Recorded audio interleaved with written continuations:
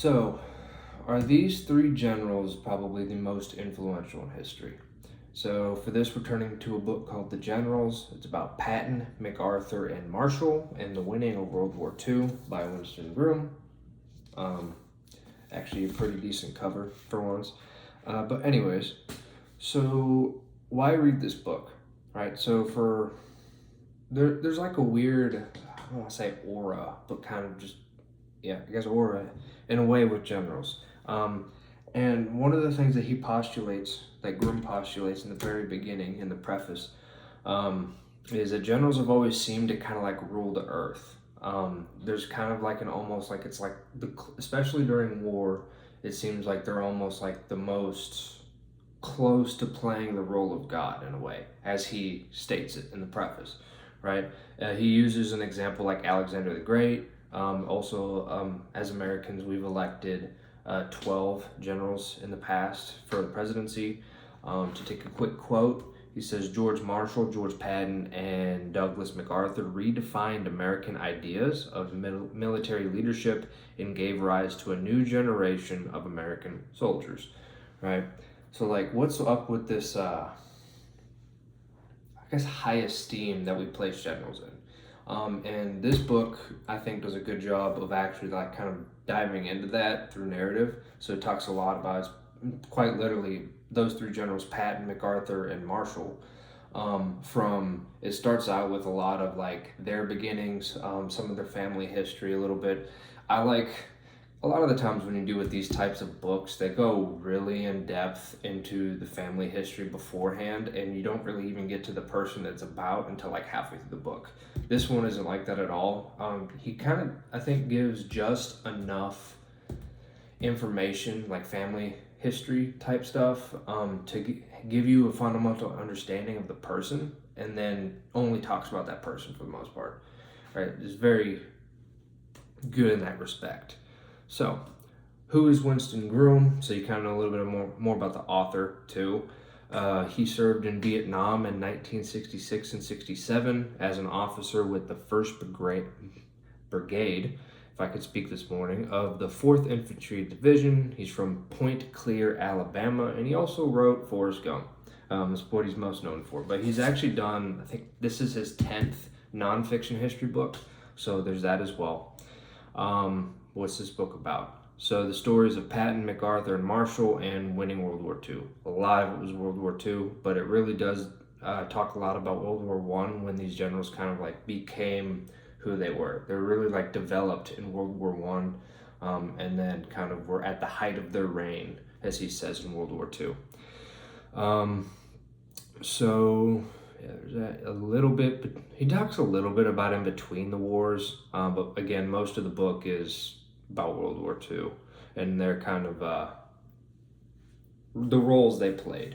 There's a lot of maps too, if you're into that kind of stuff, both from everything really. For examples, they have maps of I'm going to completely butcher this, I guess, Meuse Argonne offensive in World War I in France, the whole North Africa campaign with Patton, Operation Husky, Defense of Bataan, the Pacific Theater, Operation Overlord, and Battle of the Bulge. And that's just the maps. Those aren't the only ones that are talked about in the book.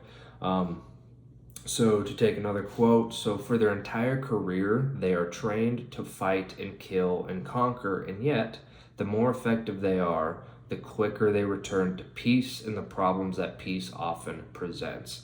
Dynamic changes in power, uncertainty, unrest. Peacetime is not always kind to generals, and they do not necessarily do well outside their task of generaling. Perhaps that is because during war they become as close to gods on earth as we are likely to ever see. Right? It's kind of that God quote too. So that's kind of the predicament of being a general. It's one of those things, like he says, the better you are at your job, the more likely you are to not have to do it anymore. A little bit less about the book itself. Let's see if I can find there it is. Contents, just giving me a little bit of a structure, a bit more, because that's all I wrote for an outline. But I really enjoyed it. I think it's a great, like, beginner book if you're not all too familiar with, especially Patton, MacArthur, and Marshall, to really kind of distinguish between the three. Because it really does do very, I don't want to say superficial, because it's not that superficial. It is a decent sized book with however many pages this is, a little less than 500.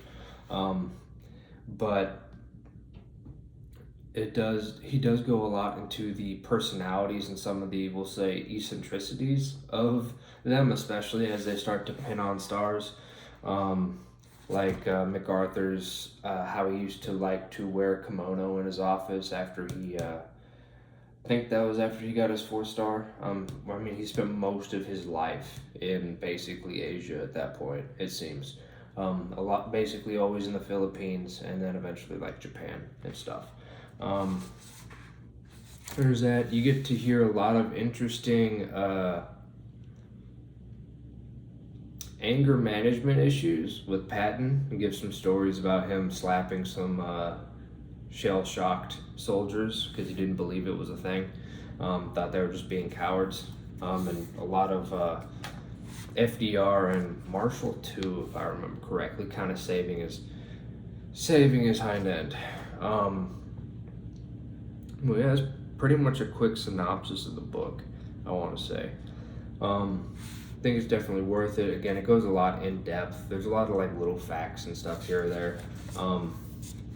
But definitely worth the read, especially if, I mean, honestly, after reading this one, really makes me want to look at more in depth on each one specifically, just because there's a lot of,